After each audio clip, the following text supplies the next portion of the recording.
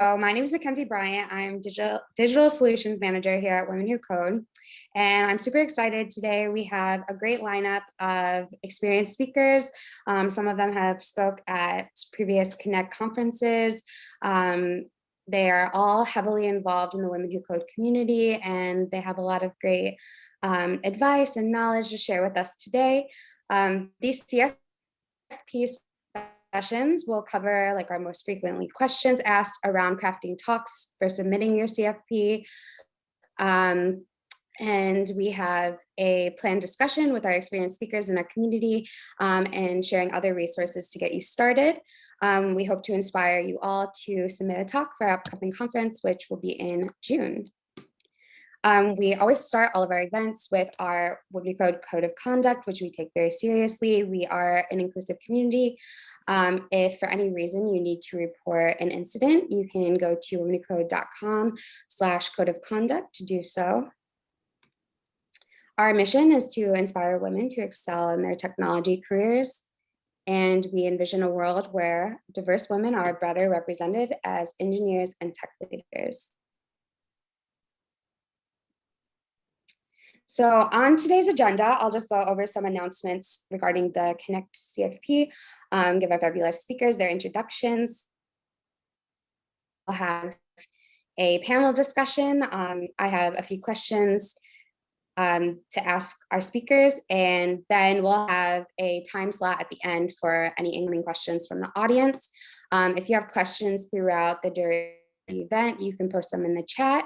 I will do my best to moderate those as they come in, but if we could keep the discussion portion just where I'm facilitating the questions to the speakers, and then we'll do the audience questions after. That would be awesome. And then also additionally, if you have any questions that you think about after today's event, or if you want to ask them in a safer space, then you can email us at connect@womenwhocode.com. Some important dates. Our Connect conference is coming up on June 10th and 11th, 2021.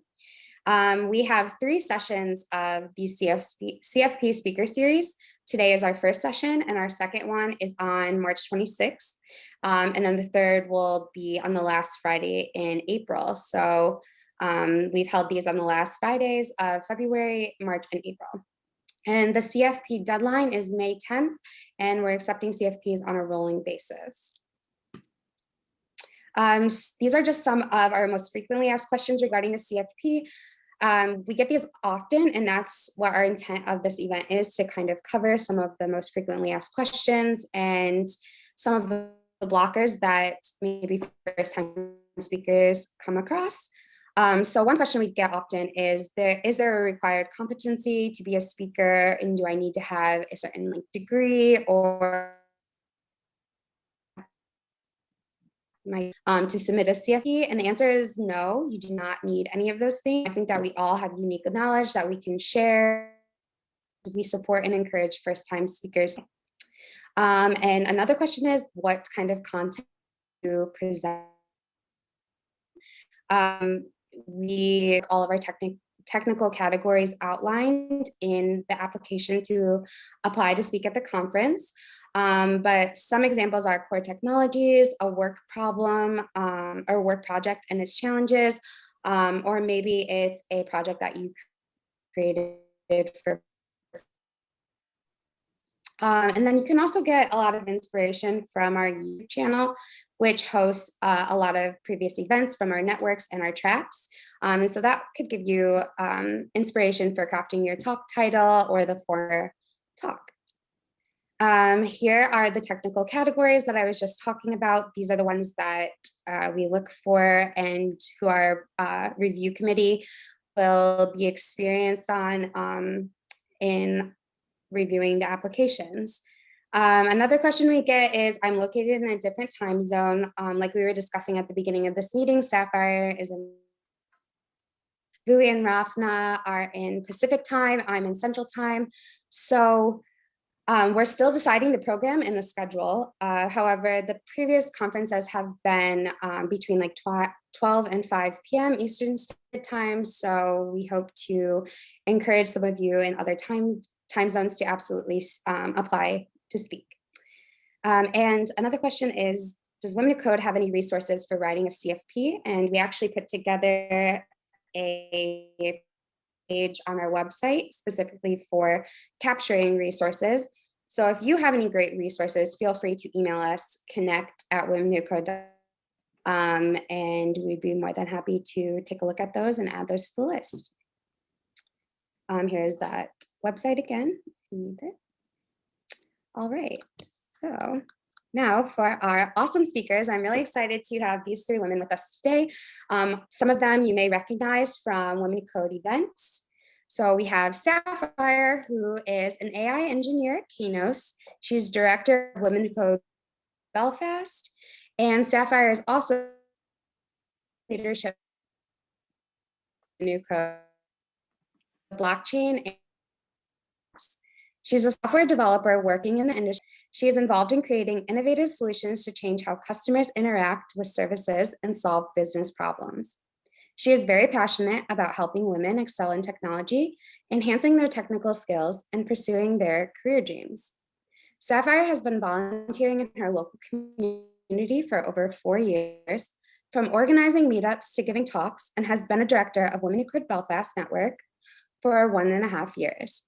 She loves learning, working with emerging technologies, and discovering new creative ways to implement them into side projects. In her spare time, you can find her writing blogs about lifestyle, productivity, and tech, and also taking care of her extremely cute dog, Archie.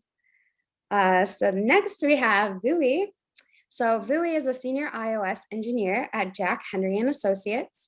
She's helping build a world that she wants to live in, one where women experience gender parity in tech.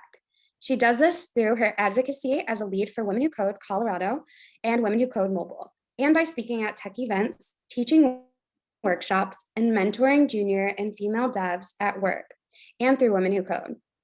When she's not coding, Vui enjoys fishing, eating, sleeping, and repeating, and glamping, and traveling to different places to go fishing. Awesome, Vui. I love that.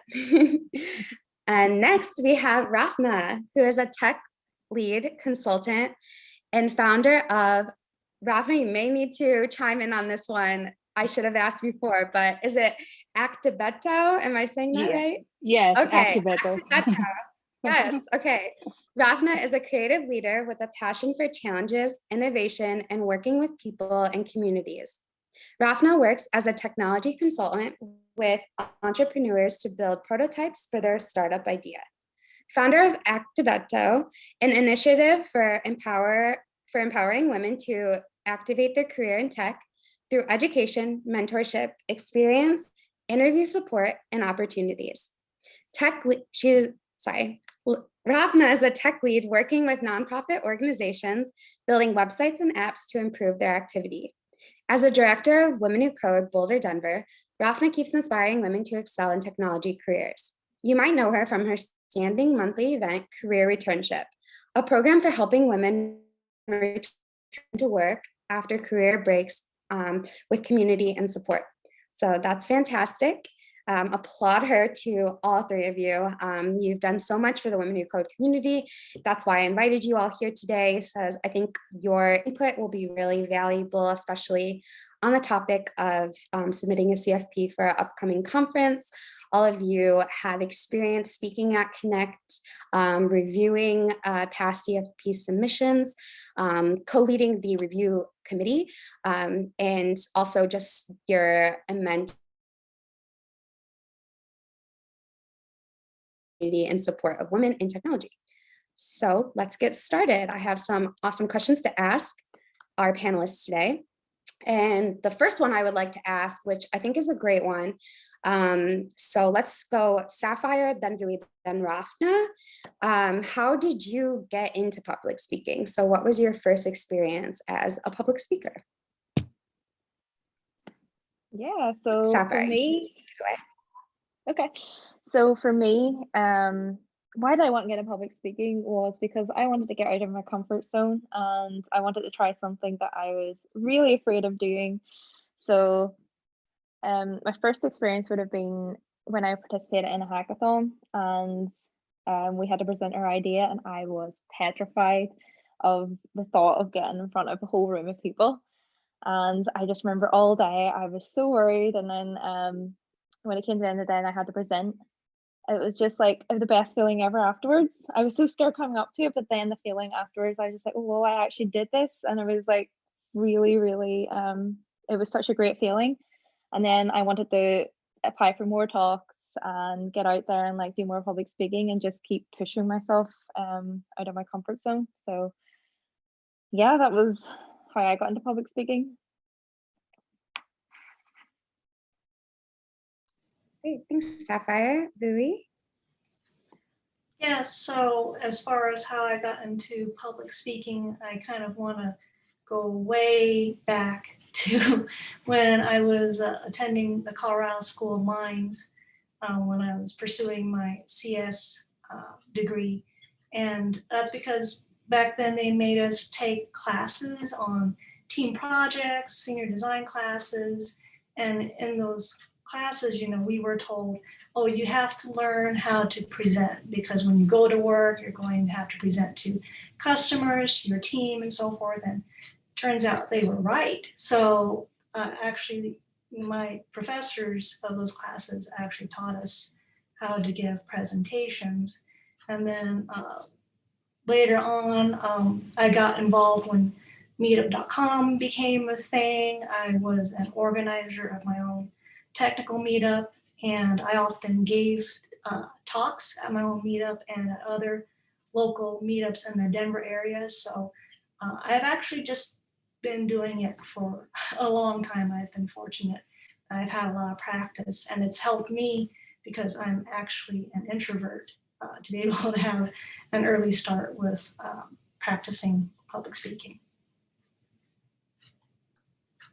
Thanks, Louis. I'm also introverted, so that's good to hear your perspective. Shauna wrote in the chat that it's actually really great that you were taught how to present. Many people are forced to figure it out on their own, and I agree. So I think it's great that you've also made yourself available to others for them to ask you questions about how to present, especially if they're introverted like yourself. All right, Rafna, how did you get into public speaking? Yeah, I got into public speaking when I started Denver Java study group. So I'm a person who likes to talk. So I don't find difficult to talk to anyone on any topic. So in that perspective, I consider myself as like an extrovert. Like I can talk and talk for 24 hours. So when I moved to Denver, I go to this technical events, but I couldn't find a regular hangout place where I can share my interest in technology and just hang out with other people. So I'm a member of Women Who Could since I moved to Denver. So it's like 6, 7, 8 years now. So so yeah, so Women Who Code Boulder Denver has like monthly event for any topic, like present any topic. So, but I was more interested in Java, and I couldn't find any group of people that's interested in Java. So I started Java study group. So so as an organizer, I have to present a topic, and because it's an interesting topic to me, I find it easy. So naturally, like I likes to talk, so it wasn't hard as I thought. Yeah, so that's how I got into public speaking. I love that. I definitely sense the extrovert personality from you, because you always you make me smile when you talk, and you smile, and you're always so inviting. And that's how I feel about the Boulder Denver events too. Anyone from the world can join the events, and everyone's so welcoming, no matter what technical level you're at or what point in a career that you're at. And with your internship events, it just goes to show how supportive you are for people at all points in their journey of their technical careers. So thanks so much for the input. I think we can move on to our next question. We're really excited to hear the answers for this one. What was the most memorable talk you've given and why? Sapphire, if you'd like to kick this off again. Yeah, sure. So my most memorable talk would definitely be the workshop that I delivered with my work colleague Chloe last year at Connect NYC at Christmas time in 2019. And it was like a really, really good experience. And I got to I think it was a nice experience as well because I was so used to like giving talks on my own and like workshops, and I got the opportunity to like pair up with my work colleague to prep it. And I went over with my manager as well, so she came over with us to New York. And I got like after the workshop and after we delivered it in Microsoft Office, the feedback we got afterwards was so lovely. And there was someone that told us that they would like us to send over the content of the workshop so they can try and encourage their team to use. It was like, sorry, I didn't even tell you what it was on. So it was AWS SageMaker. And yeah, it was good because we were learning at the same time. Like when we were before we actually presented it, we were actually learning how to use SageMaker. And I think that's really good when you're going to deliver a talk that you're I like pushing myself into learning things as well. So at the same time I was learning it as well as I knew I was going to present it in like a month's time. So yeah, it was really, really good. And that would definitely be my most memorable talk. That's awesome. I was actually personally there for that event at WWCode Connect NYC.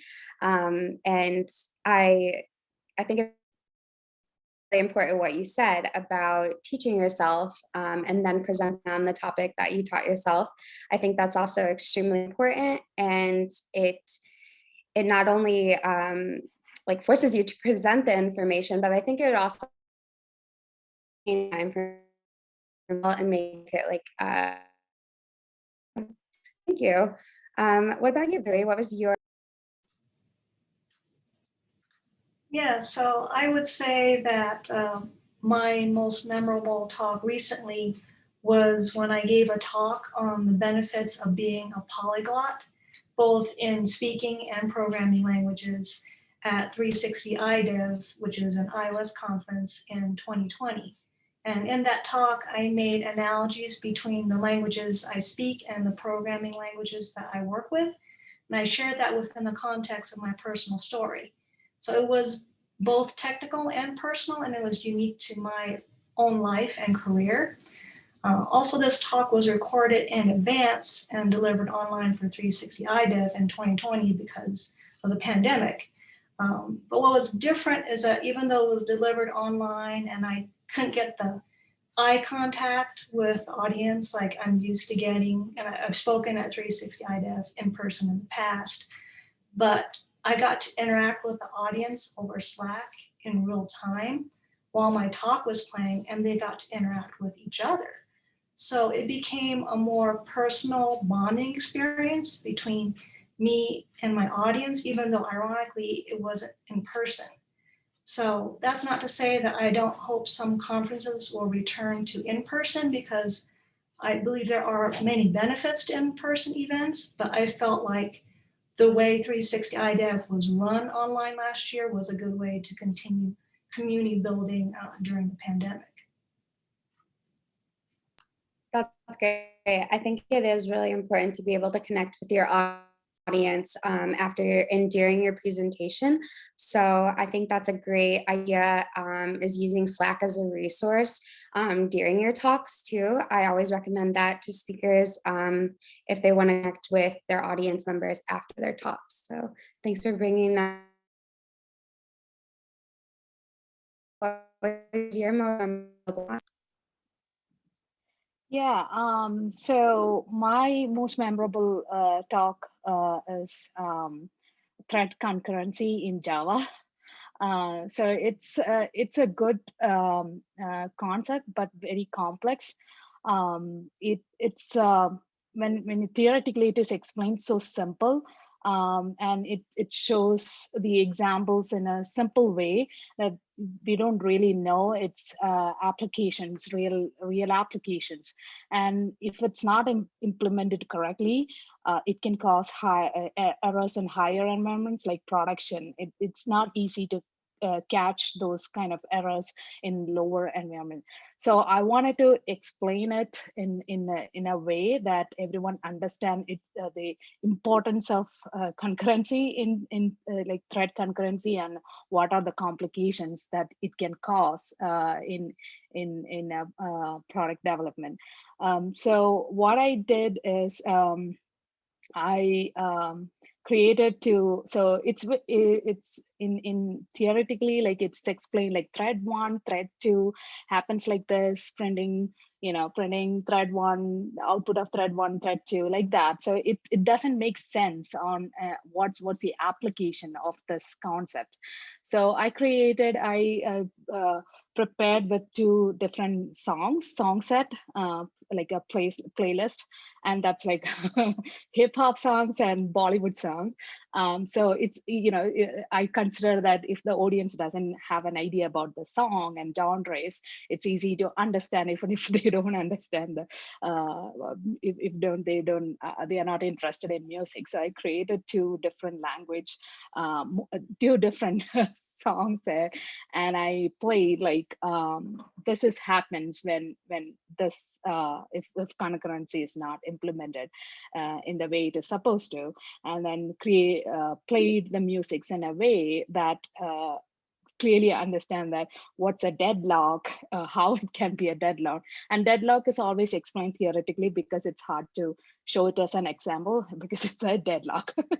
It's not easy to come out of a deadlock. So I showed it as a playlist of songs, how if 2 playlists is joined together and scheduled to play at a specific time or specific interval, what happens. So it was so explained in that way that everyone really understood the complications if it's not implemented correctly.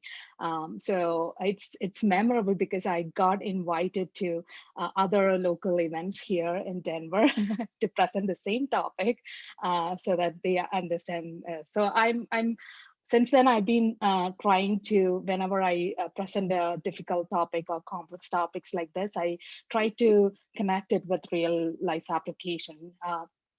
Spend few minutes to explain how this is important in a real life, or how it is applicable in a real world project. So yeah, so that's it's still I'm still happy that I did in that way, and it helped a lot with for my audience.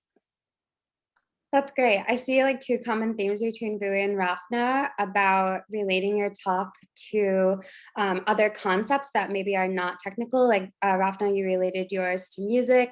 Nguyen, you used other analogies. So that can be a really great way for conceptualizing your talk and kind of navigating the audience through the story. Nguyen, you mentioned personal stories.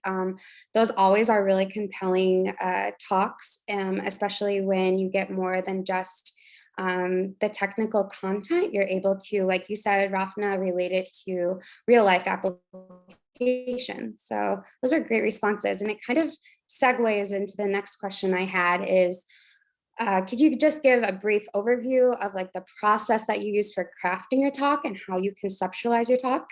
And whoever would like to go first, feel free to jump in with that response. I can go just to mix it up if you want. So as far as how I conceptualize my talks, I usually start with an outline before I write any slides. And it's often a good idea to begin with a takeaway point and work backwards from there. So takeaway point is the main thing you want your audience to do or to know that they can use right away after seeing your talk. So it's like the too long didn't read. And then from there, you kind of start crafting out the beginning, middle, and end. And then finally, you can start filling out slides with bullet points and placeholders for your images. And personally, I think less bullet points is better. I like to use like images, code snippets, or have a demo in there. And another thing is you also want to practice your presentation, because then you'll know if you need to add more content or take some out. In general, I would say that 1 to 2 slides per minute is a good way to estimate how much you're going to need. It's not a hard or fast rule, and you don't want to put too many bullets on a slide either.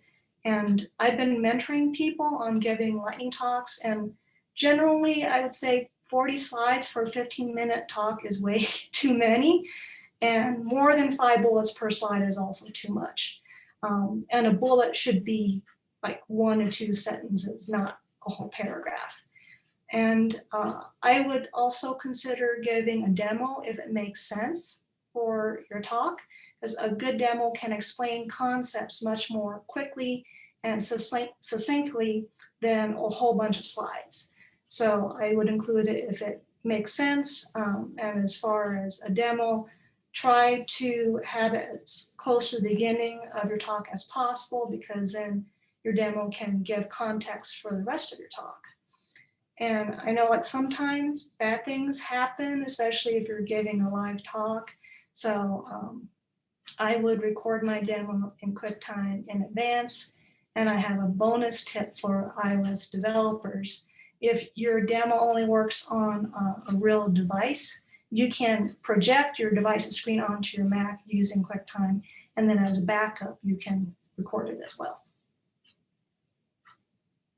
Those are really great tips. And Vui actually led a lightning talk study group in our Women Who Code mobile Slack, which was awesome, where she met with people who were interested, members of our community that wanted to learn how to craft this or craft their lightning talks. And so Vui has a lot of experience doing this and helping others as well. Rafna or Sapphire, did you have anything to add to this question about how you conceptualize your talk?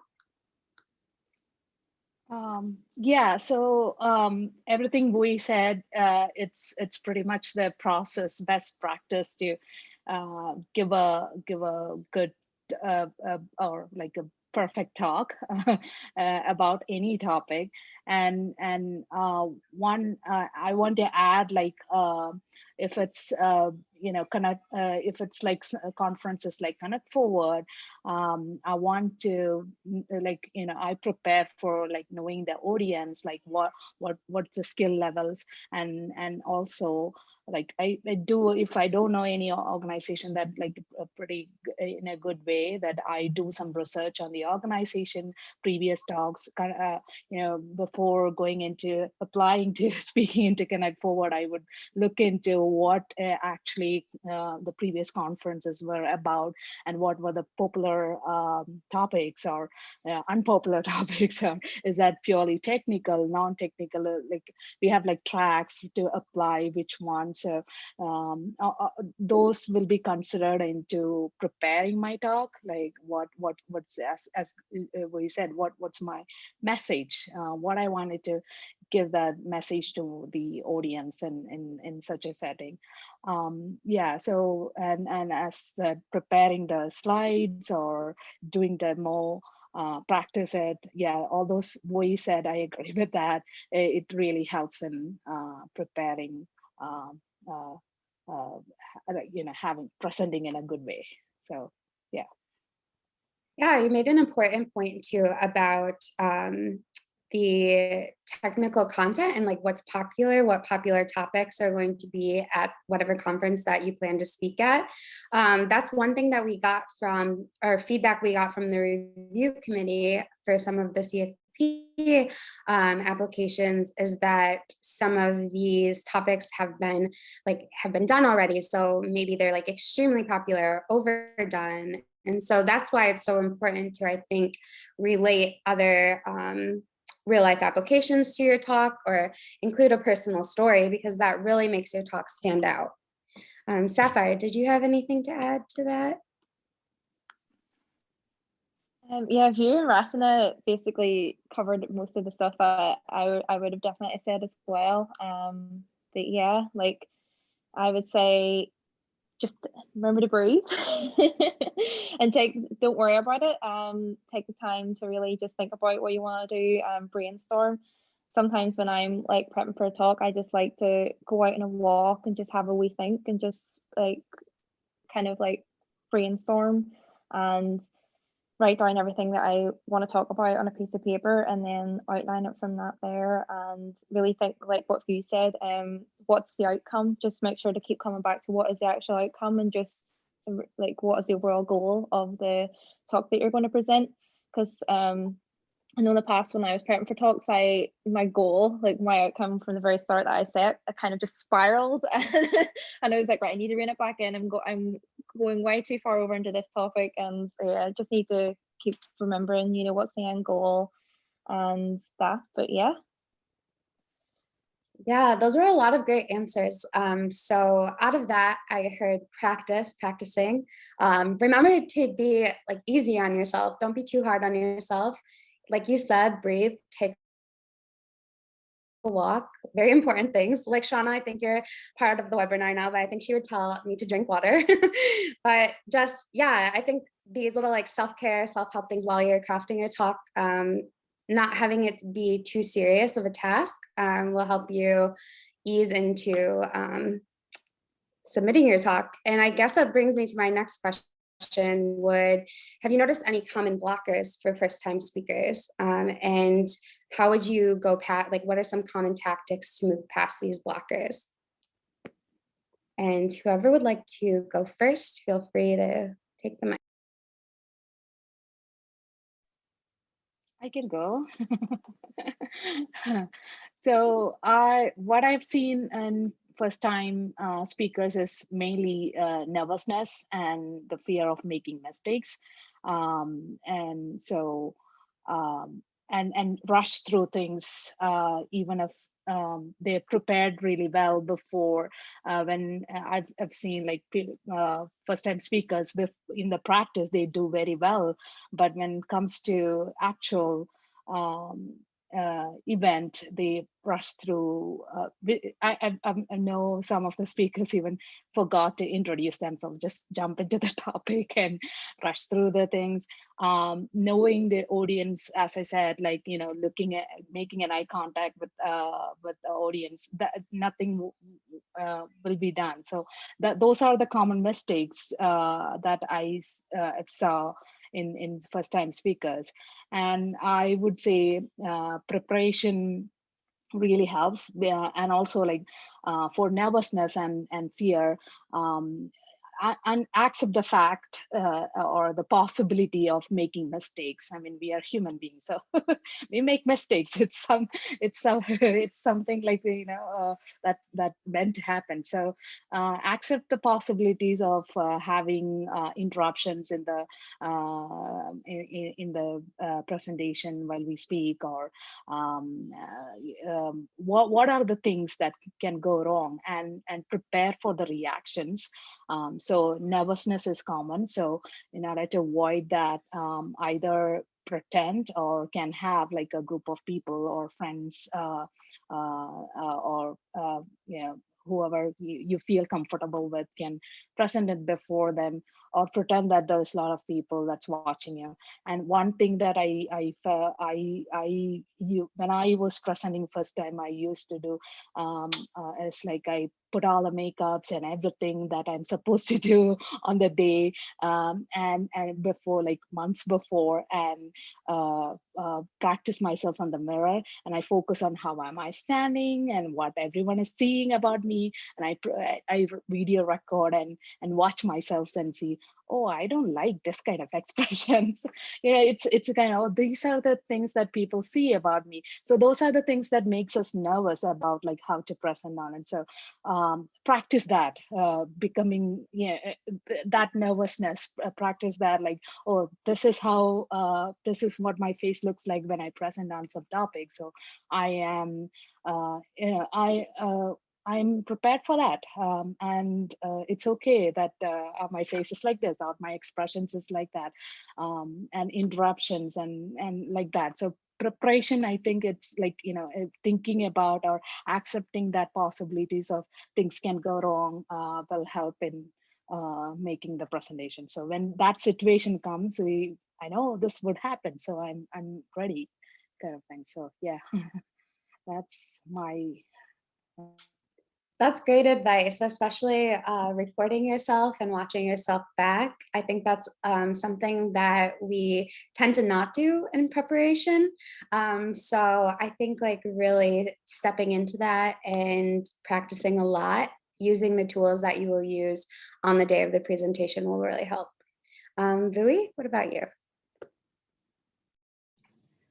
Yeah, so I'm going to sound like I'm repeating a lot of things that Rafna just said, but I have to go on my script because I'm not really good at winging it. So here we go. As far as common blockers for first-time speakers, I would say that not knowing the scope of your talk or what you should talk about and how deeply you should talk about it, and not knowing your audience or not catering your material to your audience's background. I know we talked about that earlier, about knowing your audience's background and skill level. I think Rafna may have mentioned that also earlier. And of course, big one is nervousness. So my tactics for helping people move past those blockers is, as far as scope goes, you want to take a look at how much time is your talk allocated for and think about what you could possibly cover in that amount of time. So for example, if you're doing a lightning talk and you want to demo a project that requires running a script that will take a couple minutes to run, well, you don't have that time to run that script in a lightning talk. So maybe a better thing to do would be to list those script commands on a slide and then show the end result, like the app running in the simulator. But if you're teaching a hands-on workshop and you have more time, then maybe it makes sense to run those scripts with your audience so they can see from beginning to end how to start a project. And as far as dealing with knowing your audience, again, ask yourself what background do they have, what's their skill level. That way you can cater your material to your audience. And as far as nervousness, big one is what Rafna just mentioned. Practicing really helps a lot with alleviating nervousness. And you can do it by yourself. I would also recommend occasionally practicing like in front of a friend, someone you trust, because then you can also get valuable feedback. And another thing I want to add about nervousness is to kind of lean into it. So rather than telling yourself, oh, you got to calm down, it's better to say, I'm excited, I'm looking forward to this talk. Like this morning, I was like, oh, I'm looking forward to talking with Mackenzie and Rafna again, and then meet Sapphire. It's going to be so much fun. So that's why the pep talk I gave myself. And I think we talked about this before too, is think of the talk as you're having a conversation with the audience. You're sharing what you know with others, and in return, you're reinforcing what you know. And I think that's what you might have mentioned earlier, Mackenzie. So it's not a performance, and it's not something that you're probably going to judge yourself a lot more harshly than other people are going to judge you. Those are really great points. And we're getting a few questions that I specifically want to ask you, Vui, since you have experience helping others write their lightning talk proposals. Someone asked, how do you decide on the talk length? I'm not sure if I want to do a lightning talk, which is standard 15 minutes, or the full length, which is usually 35 minutes for our conferences. And if anyone wants to chime in about the differences between a lightning talk and a regular talk, and maybe some of the differences in preparing for these two different types of talks. Vui, I think you mentioned some points in your last statement too around this. So I don't know if you just want to emphasize on some of those things. Let's see. So first of all, I want to say that just because something is a lightning talk doesn't mean it's easier. It goes back to scope and audience. So you know, I would say that a longer talk would be if you feel, one, you have more material that you want to share. And that's also, in my opinion, a great time if you have maybe some hands-on things that you want to share with the audience or get the audience to do. You have a little bit more time with 45 minutes. Whereas a lightning talk, you have, you know, it's kind of more of a show and tell.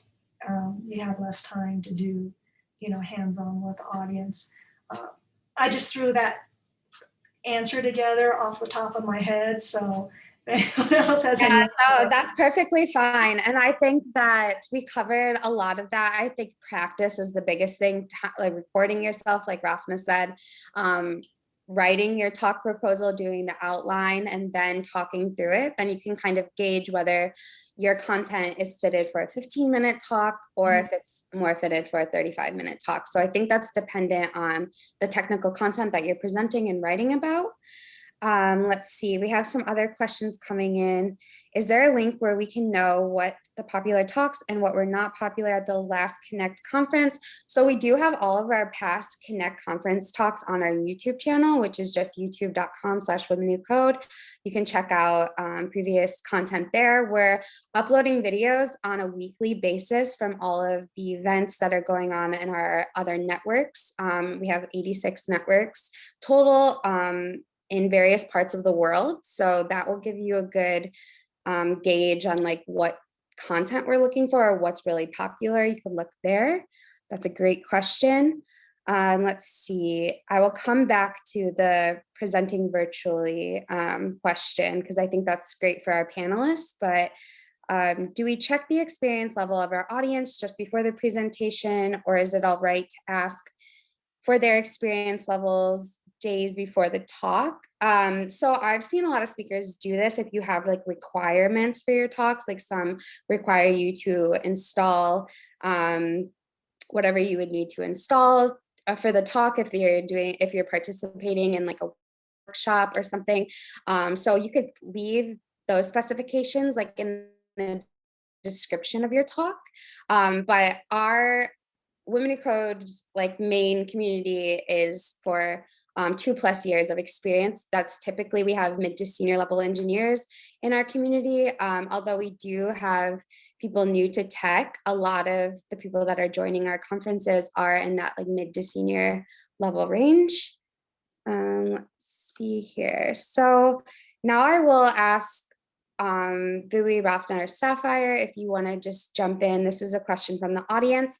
Is presenting virtually easier than presenting live or on stage? And I think we all have experience with this. I'll start, or we can start if you want.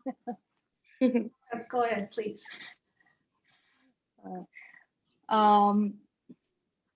Yeah, so what I felt is it depends on, so it's two different ways to see this.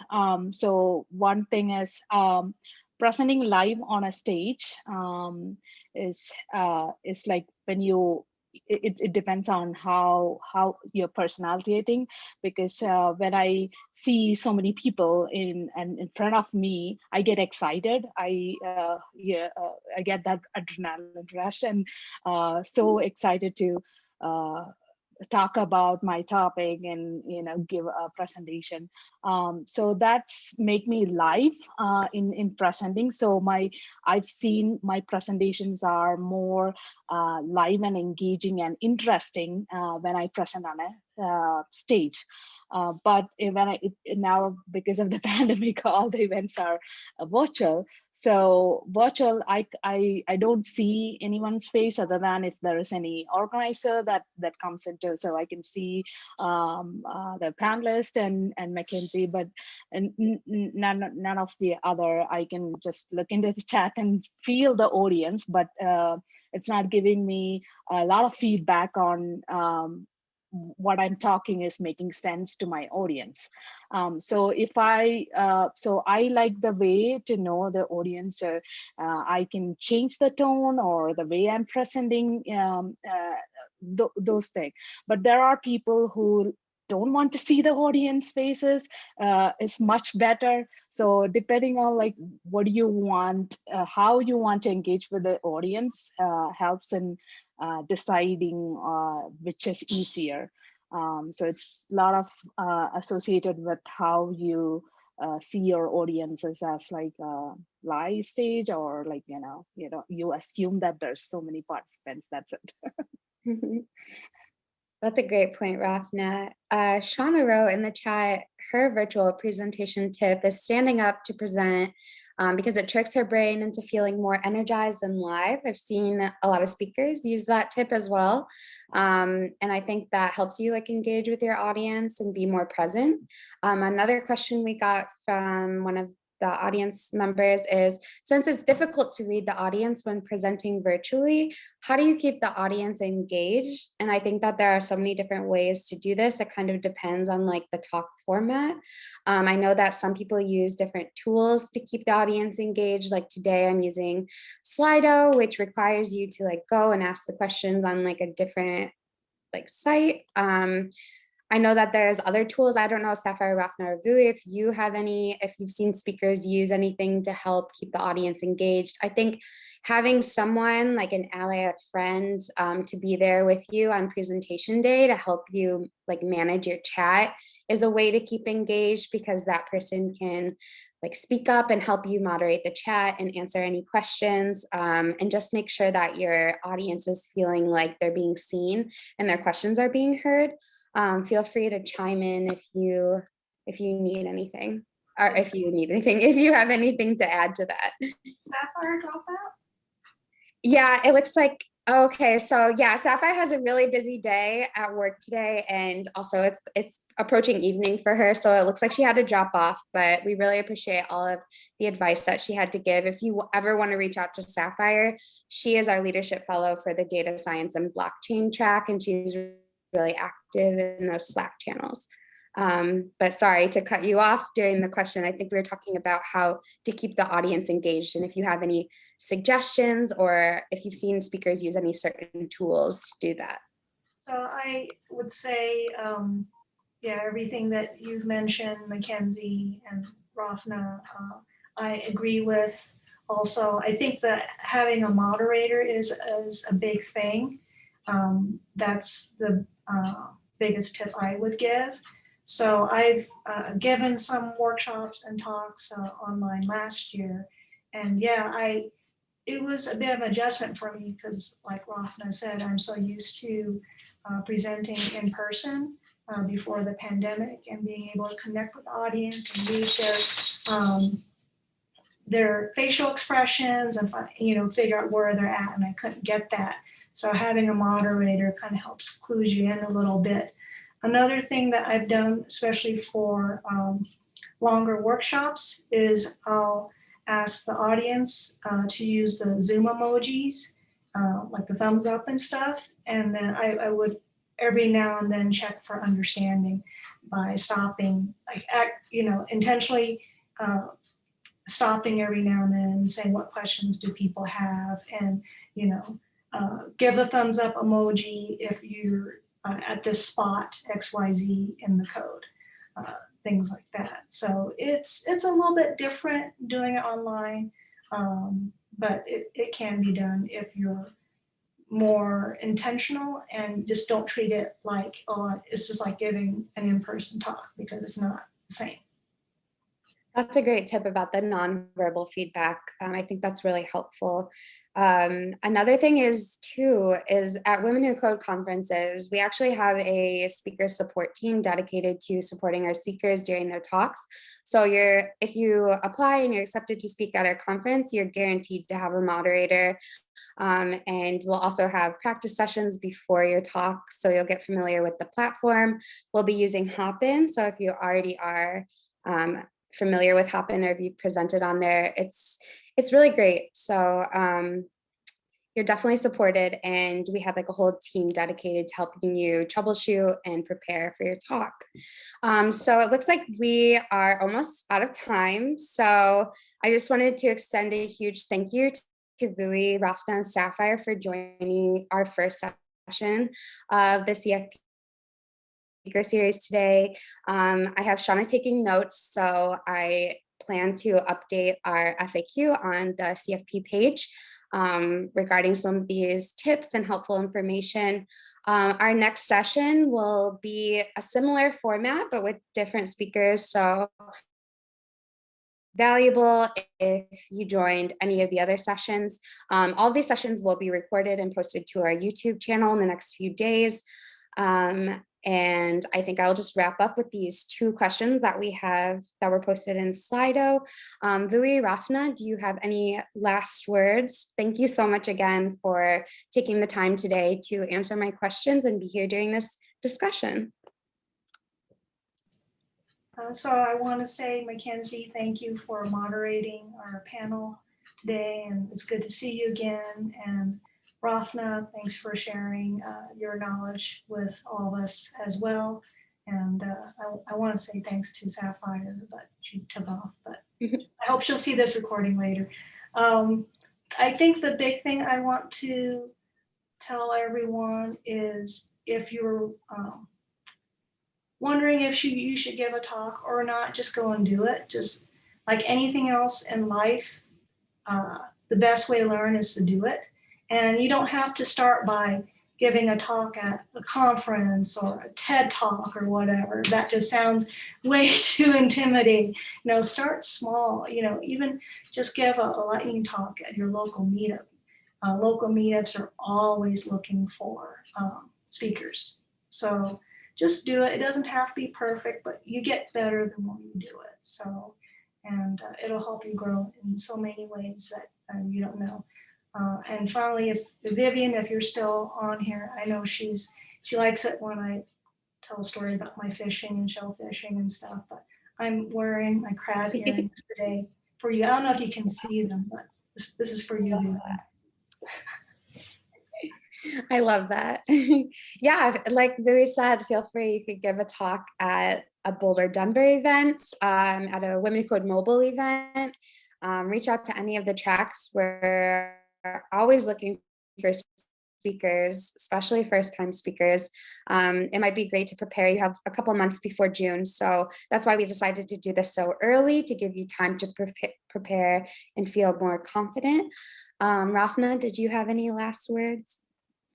Yeah, so I wanted to thank you who are all the participants who and all the great questions. It's really good that we give an impression that you all wanted to know how to speak in a conference. So as I wanted to echo, like if you wanted to speak, just go for it. You know, don't worry about, I wanted to add, like, don't worry about if the topic to be unique or something like that. If it's already presented, that's okay. You can keep it like a, if you don't want to go deep, just make it like a wide topic that you can present in 15 minutes and practice it. As we mentioned, it's not necessary you have to talk in a conference. There's everything is now virtual, so there's small meetups and webinars that most of the Women Who Code chapters are doing, and all the chapters, I'm sure every chapters are encouraging speakers, so you don't have to do it in your own chapter where you are. You can reach out to any other chapters and say that I wanted to present a topic, and go for it. And yeah, expect that makes in first time speakers, like there would be mistakes, so accept that and prepare for the reaction that if you made a mistake, what's next. Prepare for that. Yeah, and I wanted to thank Mackenzie for organizing this, Shauna behind the scenes helping us in getting all these arranged and organized, and looking forward to see everyone in our Connect Forward conference. Yay, thank you so much.